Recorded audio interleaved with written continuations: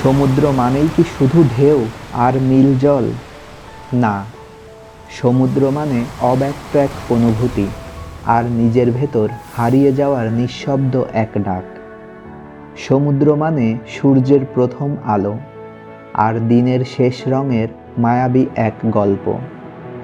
সেই গল্পকে বাস্তবে রূপ দিতে আপনাদের নিয়ে যাব বাংলাদেশের দক্ষিণ প্রান্তে অবস্থিত 18 কিলোমিটার দীর্ঘ এক সমুদ্র সৈকতে, যেখানে দাঁড়িয়ে সমুদ্রের নীল জলে পা ভিজিয়ে উপভোগ করা যায় মোহনীয় এক সূর্যোদয় এবং সূর্যাস্ত। পটুয়াখালী জেলার কলাপাড়ায় অবস্থিত দেশের ব্যতিক্রমধর্মী এক সমুদ্র সৈকত, সাগরকন্যা কুয়াকাটা।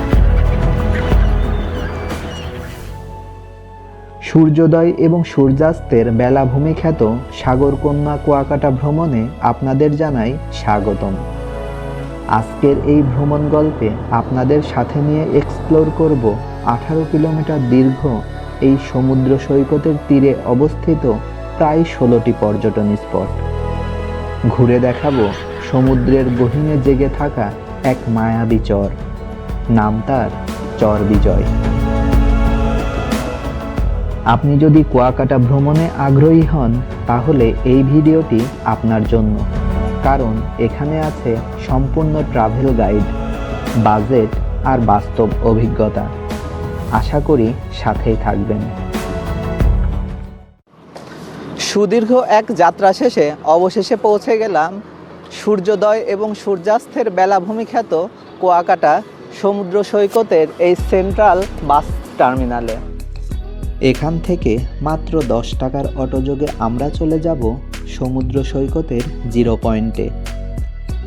ঢাকা থেকে সড়কপথে কুয়াকাটার দূরত্ব 380 কিলোমিটার, আর নৌপথে ঢাকা সদরঘাট থেকে প্রথমে আপনাকে আসতে হবে বরিশাল অথবা পটুয়াখালী লঞ্চ টার্মিনালে, আর সেখান থেকে আবার সড়কপথে আসতে হবে এই কুয়াকাটা শহরে। প্রায় 15 মিনিটের অটোযাত্রা করে আমরা পৌঁছে গেলাম আমাদের পূর্ব নির্ধারিত হোটেল দ্য বিচ পার্কে। ছোট বড় নামি দামি 2 স্টার আর 3 স্টার হোটেলের মাঝে নিজেদের জন্য সাশ্রয়ী এবং আরামদায়ক হোটেল খুঁজে পাওয়া বেশ কষ্টসাধ্য কাজ। ভেতরের এনভায়রনমেন্ট বেশ সুন্দর আর সাজানো গোছানো। রুমের কি অবস্থা চলুন একটু দেখে নেই। এটি হচ্ছে কাপল বেডের একটি রুমটি বেশ পরিষ্কার এবং পরিপাটি। রুমের মধ্যে টিভি, আলমারি, সোফা এবং এসি রয়েছে। ওয়াশরুমটিও বেশ পরিষ্কার। এক কথায় রুমটি আমার বেশ ভালো লেগেছে।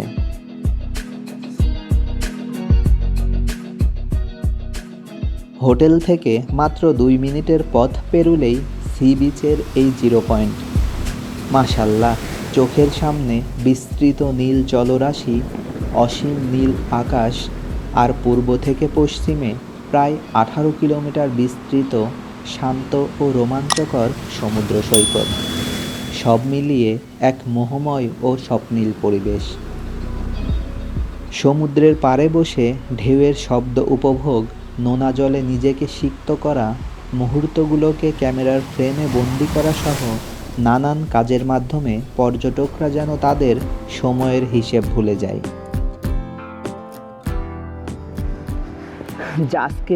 আজকে ভ্রমণের যাত্রার প্রথম স্পট হিসাবে আজকে এমন একটা জায়গায় যাব যেখানে সাধারণত কুয়াকাটাতে আসা পর্যটকরা অধিকাংশই যায় না। সমুদ্রের মাঝে সি বিচ থেকে প্রায় 20 কিলোমিটার দূরে এক নিভৃত জনমানবহীন চর, যা আসলে খুবই মায়াবী এবং অসম্ভব সৌন্দর্যমণ্ডিত, যেখানে গেলে আপনি লাল কাঁকড়া, পরিযায়ী পাখি এবং স্বচ্ছ নীল জলে বিভিন্ন মাছ এবং জেলিফিশ দেখতে পারবেন। বিশাল আয়তনের এক জায়গা, কিন্তু জনমানবহীন, কারণ শীতকালে জায়গাটা ভেসে ওঠে আর বর্ষাকালে আবার জায়গাটা ডুবে যায়। চলুন আপনাদেরকে নিয়ে যাব সেই বিখ্যাত চর বিজয়ে। তবে এই চর বিজয়ের ভিডিওটা পাবেন সবার লাস্টে, এজন্য সাথে অবশ্যই থাকতে হবে, তা না হলে আপনি এই সুন্দর চরের সুন্দর মুহূর্তগুলা মিস করবেন। তো দেখা হচ্ছে।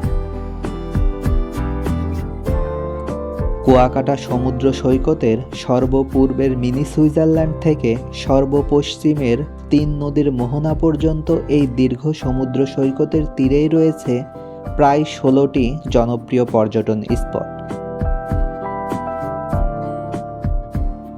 এসব স্পটে যাওয়ার জন্য রয়েছে মোটরসাইকেল, সিএনজি, অটোরিকশা সহ নানান মাধ্যম।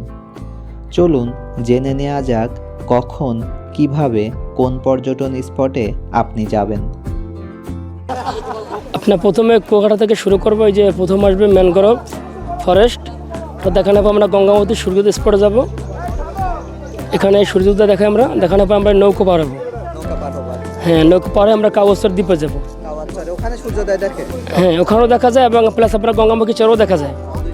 হ্যাঁ, দেখা যায়। পরে আমরা কাগজচর দ্বীপে যাবো। দ্বীপে হলো কাঁকড়া দেখাবো, যেমন ঝাবন আছে, অকৃতি পাখির ঝাঁক। পরে আমরা গ্রামে যাবো। গ্রামে ওই যে বৌদ্ধ মন্দির, মিষ্টিপাড়া বৌদ্ধ মন্দির, যে হ্যাঁ মিষ্টিপাড়া খুব 100 বছর আগের। পরে ওখানে যে রাখায়ন তাঁতি, যে রাখায়ন মেয়েরা হাতে যে কাপড় চোপড় বোনে। পরে যে কুয়াকাটা মন্দির, এই 12টা আমাদের পূর্ব সাইডে যে 12টা। হ্যাঁ, বিকালবেলা এটা আমাদের এক একজন 625 টাকা। 25 টাকা হলে নৌকো ভাড়া, যে নৌকো পার হয়ে আমরা দ্বীপে উঠবো। দ্বীপে হলো নৌকো ভাড়া 25 টাকা। এটা সহকারে এক একজন 625 টাকা নিয়ে যায়। দুজন করে 1250 টাকা। 50 টাকা। হ্যাঁ, আমাদের ভাড়াটা দেওয়া আছে এখানে। 12টার প্যাকেজ দেখার পর যদি আপনারা এখানে মিনি সুইজারল্যান্ড নামের জায়গা আছে, ওটা করতে যেতে চান তাই যেতে পারেন।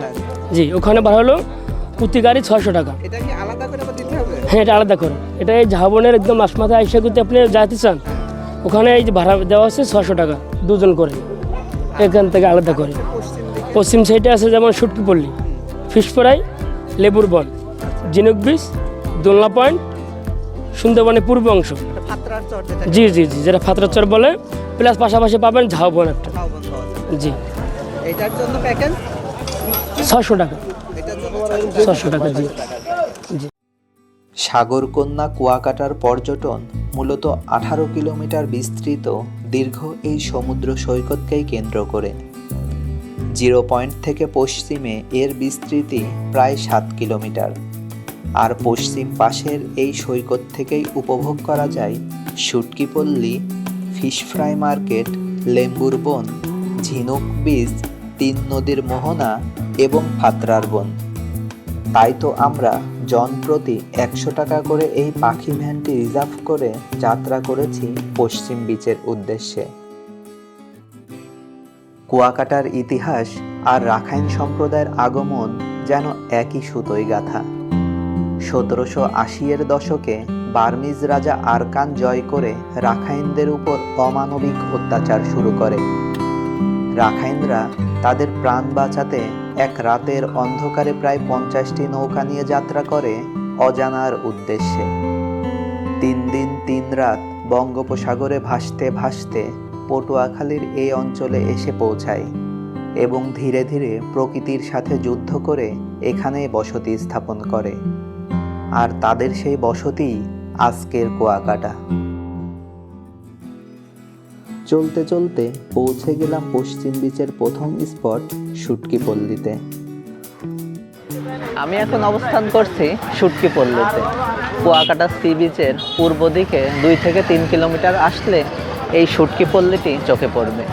এখানে জেলেরা মূলত এই শীতকালীন সময়ে অস্থায়ীভাবে এই শুটকির উৎপাদন করে থাকে।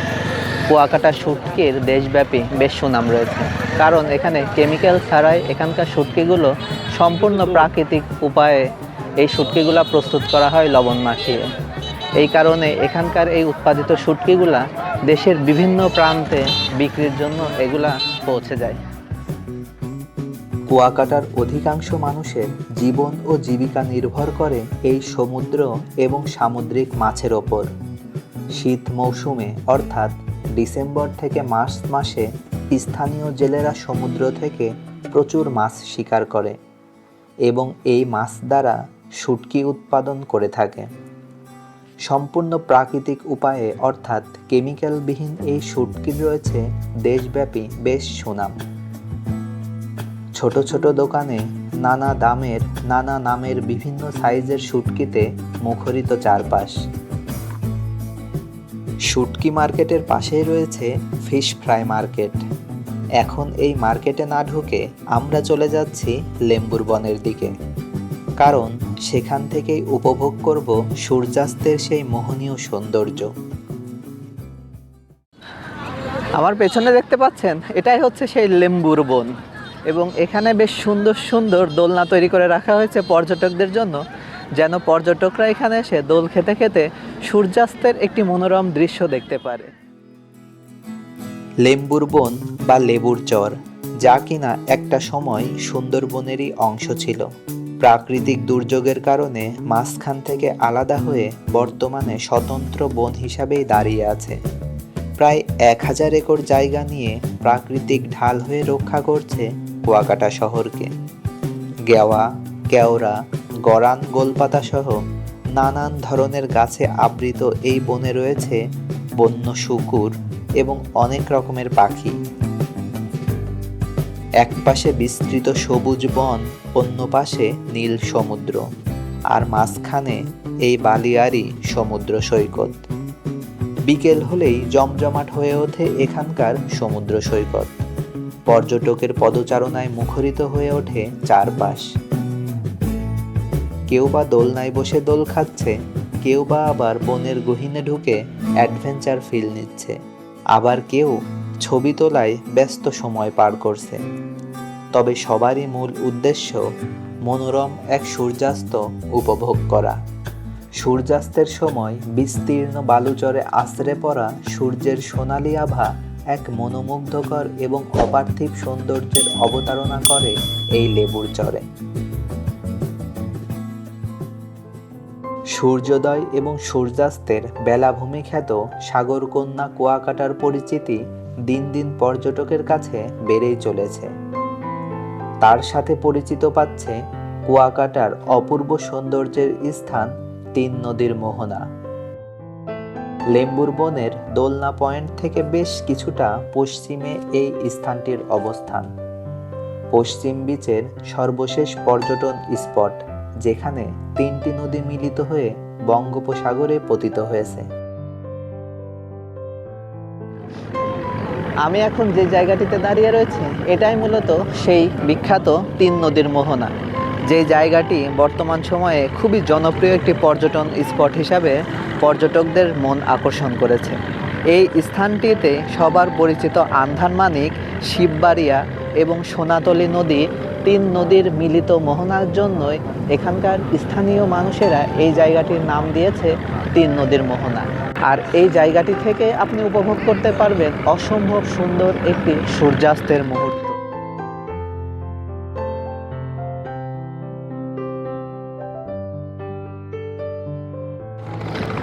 দেখেন, এর থেকে সুন্দর দৃশ্য আর কি হতে পারে। পরন্ত বিকেলে বিস্তীর্ণ জলরাশি ভেদ করে সূর্য পানিতে অস্ত যাচ্ছে, যা আসলে এই জায়গাটিকে করেছে অসম্ভব মনোরম এবং সৌন্দর্যমণ্ডিত। আর এই কারণে বর্তমানে পর্যটকরা এই স্থানটিতে এসে প্রচুর ভিড় করে।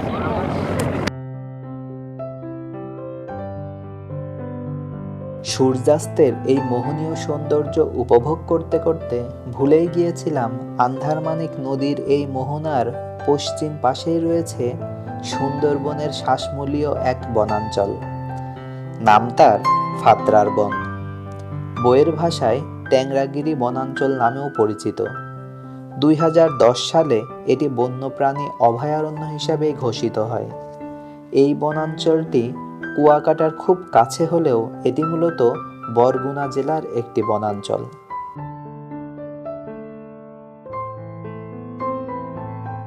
ওই যে পেছনে যে বনায়নটি দেখা যাচ্ছে, এটি হচ্ছে সেই ফাতরার বন, যা কিনা একটা সময় সুন্দরবনের অংশ ছিল।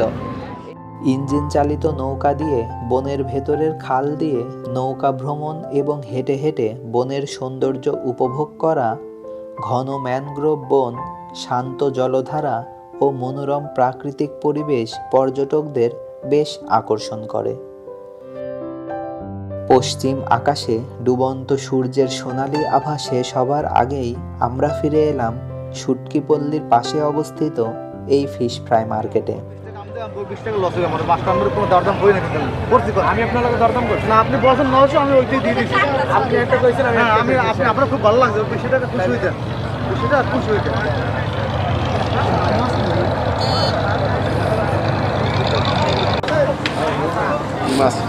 মামা কোরাল কত করে? কোনটা কোরাল হইলে 4 পদ রান, কোন কোরাল নেবেন? এত পদ তো বুঝেন, আপনি বোঝান কোন কোন পদ। কোরাল ওই সোনালিটা হইছে 1000 টাকা কেজি বারবিকিউ সহ। ওই ভেটকি কোরাল হইলে 900, লাল কোরাল 1100, ওই কোরাল হইলে 800 বারবিকিউ সহ কেজি। অক্টোপাস কত করে? 400 500। একটা অক্টোপাস 400 500। এটা কি মাছ? লাখ খাচ্ছ বলে। এই যে এটা কি মাছ? এইটা কি মাছ? বাঁশপাতা। আলোক ঝলমলে পরিবেশে এই ফিশ ফ্রাই মার্কেটে চলছে বাহারি স্বাদের ও দামের সামুদ্রিক মাছের পসরা। পর্যটকরা বেশ দরদাম করেই তাদের পছন্দের মাছটি ক্রয় করে বারবিকিউ পার্টি করছে। আমরাও একটি বড় সাইজের স্যামন ফিশ কিনে সেটা ঝাল ফ্রাই ও মাসালা ফ্রাই করে সাদা ভাত আর ডাল দিয়ে সেরে ফেললাম রাতের খাবার। খাওয়া তো শেষ, এখন চলুন ফিরে যাই রাতের কুয়াকাটা শহরে। 18 শতকের দিকে রাখাইনরা যখন তৎকালীন পটুয়াখালীর এই মৌডুবি এলাকায় নোঙর করে, তখন এই অঞ্চল ছিল ঘন জঙ্গল আর বন্য প্রাণীতে ঠাসা। প্রকৃতির সাথে যুদ্ধ করে শুরু হয় রাখাইনদের নতুন জীবন। রাতের এই কুয়াকাটা বেশ মনোমুগ্ধকর এবং জাঁকজমকপূর্ণ। রাতের বেলা পর্যটকরা সাধারণত সমুদ্রের পাড়ে বসে আড্ডা, কেনাকাটা এবং বারবিকিউ করেই ব্যস্ত সময় পার করে। জিরো পয়েন্টের সাথেই রয়েছে ঝিনুক মার্কেট, যেখানে পাওয়া যায় বাহারি সব পণ্য। রাতে পূর্ব বীজ সেজে ওঠে আলোর ঝলকানিতে। ফিশ ফ্রাই মার্কেটে বসে মাছের হাঁকডাক, বারবিকিউ, আড্ডা, কেনাকাটা, সাথে সমুদ্রের মিষ্টি বাতাস আর গর্জন, সব মিলিয়ে এক দারুণ অভিজ্ঞতা। এখন সময় ভোর 5টা। কুয়াশা মোড়ানো এই শীতের সকালে যাত্রা করেছি কাওয়ার চরে গিয়ে মোহনীয় এক সূর্যোদয়ের সাক্ষী হব বলে। আপনারা আগে থেকেই অটো, ভ্যান বা মোটরসাইকেল রিজার্ভ করে রাখবেন, তাহলে সকাল সকাল রওনা হতে পারবেন গন্তব্যের উদ্দেশ্যে। তবে কোথায় যাবেন, কতক্ষণ থাকবেন, এই বিষয়গুলো ভালো করে ফিক্সড করে নেবেন, তা না হলে আপনাকে একটু ঝামেলায় পড়তে হতে পারে। সূর্য ওঠার আগ মুহূর্তে সমুদ্রের পাড় ধরে এই যাত্রা যে কোনো পর্যটকের জীবনে এক স্মরণীয় যাত্রা হয়ে থাকবে বলে আমি বিশ্বাস করি। কখনো ঝাউবন, কখনো বালুচর, কখনো বা সমুদ্র পার, আবার কখনো বা নৌকা পারাপার, এই সব কিছু মিলিয়ে এ যেন এক রোমাঞ্চকর পরিবেশ।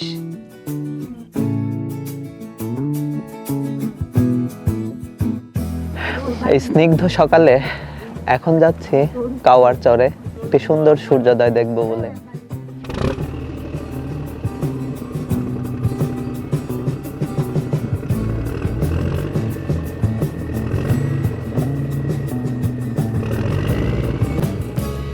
গঙ্গামতির চর, ঝাউবন, মরাবন সব কিছু পার করে পৌঁছে গেলাম কাওয়ার চরের সূর্যোদয় পয়েন্টে।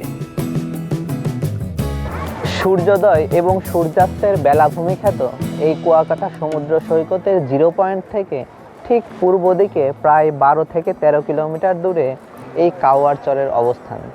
আমার পেছনে দেখতে পাচ্ছেন এখানে প্রচুর পর্যটকের সমাগম ঘটেছে। উদ্দেশ্য একটাই, সবাই একটি মোহনীয় সূর্যোদয় দেখবে। পূব আকাশ ভেদ করে লাল রঙের সূর্যটা উদিত হবে, এই অপেক্ষায় এখানে পর্যটকদের আসা এবং সবার অপেক্ষা।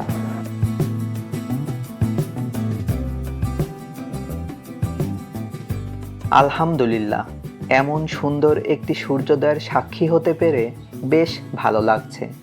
শীতকাল হওয়ায় যদিও সেই প্রকৃত সূর্যোদয়ের দৃশ্য অর্থাৎ সমুদ্রের বুক চিরে লাল সূর্যের উদিত হবার দৃশ্যটা এখানে অনুপস্থিত। তবে এখানকার পরিবেশ, সময় এবং মুহূর্ত সব মিলিয়ে অসাধারণ।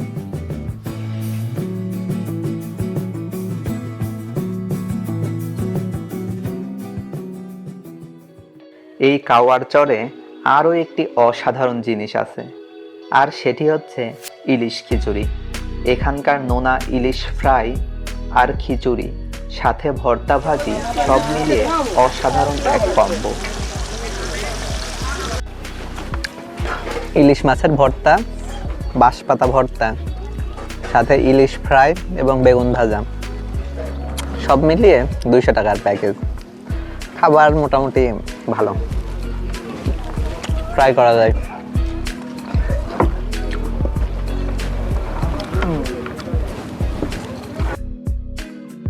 কাওয়ার চরের ইলিশ খিচুড়ির স্বাদ মুখে নিয়ে সমুদ্রের পাড় ধরে আর ঝাউবনকে সাথে নিয়ে অগ্রসর হচ্ছে কুয়াকাটার বর্তমান সময়ের জনপ্রিয় এক পর্যটন স্পট মিনি সুইজারল্যান্ড দেখার উদ্দেশ্যে। এই যাত্রাপথটিও অসম্ভব সুন্দর এবং মনে রাখার মতো। এক পাশে ঝাউবন, অন্য পাশে সোনালি আভা ছড়ানো সমুদ্র, আর সাথে অতিথি পাখির ঝাঁক, সব মিলিয়ে স্মৃতির পৃষ্ঠায় লিখে রাখার মতো এক যাত্রা।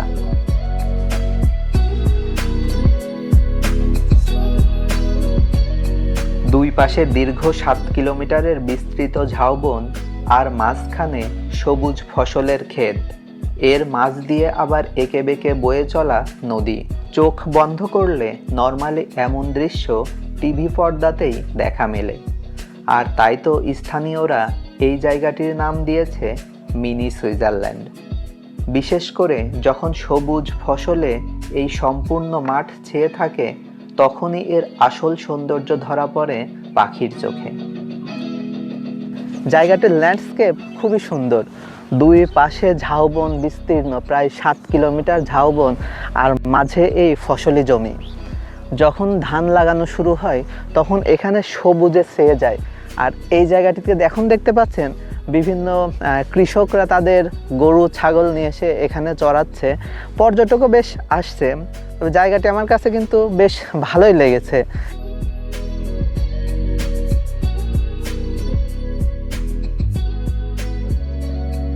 কুয়াকাটার ইতিহাস কেবলমাত্র একটি সমুদ্র সৈকতের নয়। কুয়াকাটার ইতিহাস এখানকার রাখাইনদের প্রকৃতির সাথে যুদ্ধ করে টিকে থাকার এক ইতিহাস। 18 শতকে এখানে এসে বসতি স্থাপনের ইতিহাস, তাদের ধর্মীয় এবং সংস্কৃতির ইতিহাস। আর সেই ইতিহাসের খোঁজে আমি এখন মিস্ত্রিপাড়ার রাখাইন পল্লীতে। কুয়াকাটা সমুদ্র সৈকতের 0 পয়েন্ট থেকে প্রায় 8 কিলোমিটার উত্তর পূর্বে এই মিস্ত্রিপাড়ার অবস্থান। এখানে রয়েছে 200 বছরের পুরানো কুয়া, 100 বছরের পুরনো বৌদ্ধ মন্দির, তাঁতপল্লী এবং রাখাইন মার্কেট।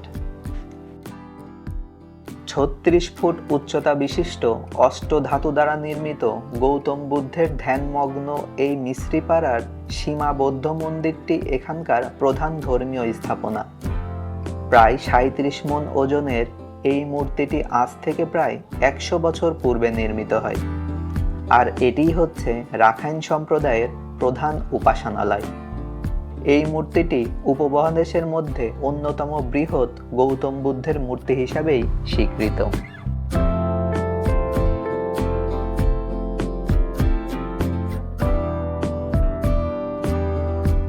মন্দিরের পাশেই রয়েছে সেই ঐতিহাসিক মিষ্টি পানির কূপ, যা কিনা আজ থেকে প্রায় 200 বছর পূর্বে খনন করা হয়। রাখাইনরা যখন প্রায় 200 বছর পূর্বে এই কুয়াকাটাতে আসে, তখন এখানে লবণাক্ত পানির কারণে তাদের জীবনযাত্রা ব্যাহত হচ্ছিল। আর এই কারণেই তারা বিভিন্ন জায়গায় এরকম কুয়া স্থাপন করে যেন তারা মিষ্টি পানি পান করতে পারে। আর এই জন্যই এই স্থানটির নাম হয়েছে কুয়াকাটা। আর এটি হচ্ছে সেই 200 বছরের পুরাতন একটি মিষ্টি পানির কুয়া। কালের সাক্ষী হয়ে দাঁড়িয়ে থাকা এই কুয়াটি একটা সময় ছিল রাখাইনদের জীবনের চাবিকাঠি, যা কিনা এখন অযত্ন আর অবহেলায় মৃতপ্রায়। স্থানীয় রাখাইনদের নিজ হাতে বুনন করা শাড়ি কাপড়ের বেশ কদর রয়েছে দেশব্যাপী। এখানে অবস্থিত তাঁতপল্লীতে তারা নিজেরাই হাতে এসব কাপড় প্রস্তুত করে, আবার নিজেরাই এই রাখাইন মার্কেটে বিক্রি করে থাকে। দাম সহজলভ্য এবং মানে বেশ ভালো হয় পর্যটকরা এখানে আসলে প্রিয়জনের জন্য কেনাকাটা করতে মিস করে না। চলুন কিছু কেনাকাটা করে আমরা আবার ফিরে যাই আমাদের পরবর্তী গন্তব্য গঙ্গামতির চরে। ও ওইগুলো একদম রাখাইন 3 পিস, দেখে একটা বের করেন তো। তারপর আবার এই যে জামদানি একটু ভালো মানের ভিতরে নিলে এগুলো দেখতে পারেন।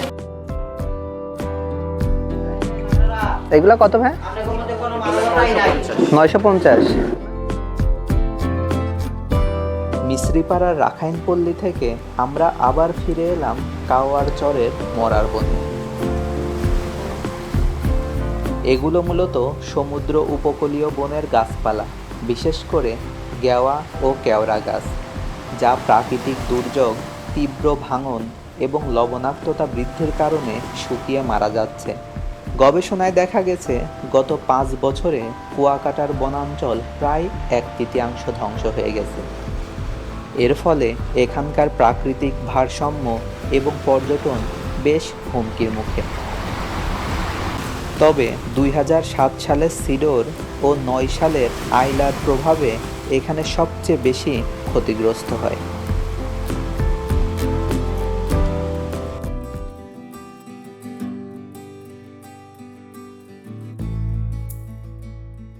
অবিশ্বাস্য এক মুহূর্তকে সাথে নিয়ে সমুদ্রের পার ধরে আরও কিছুটা পথ যেতে যেতেই চোখে পড়ল সেই অপ্রত্যাশিত সৌন্দর্য, লাল কাঁকড়া।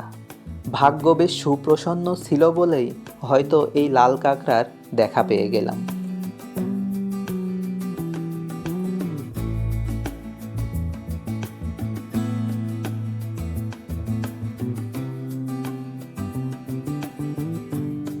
গঙ্গামতির চর এবং কাওয়ার চরকে বিভক্ত করেছে এই টুলাতুলি চ্যানেল। চ্যানেলের ওই পাশটি হচ্ছে গঙ্গামতির চর বা গজমতির জঙ্গল। ভোরবেলা এই চ্যানেলটি নৌকাতে পার হয়েই আমরা এসেছিলাম কাওয়ার চরে। দুপাশে ঘন জঙ্গল, মাছ দিয়ে বয়ে চলা এই শান্ত নদীটি এই জায়গাটিকে দিয়েছে ভিন্ন মাত্রার এক সৌন্দর্য। এই জায়গাটা বেশ খুব প্রশান্তিময়। পেছনেই দেখছেন ঘন জঙ্গল, যেখানে বিভিন্ন ধরনের গাছ রয়েছে, যেমন গেওয়া, কেওড়া, গরান, গোলপাতা।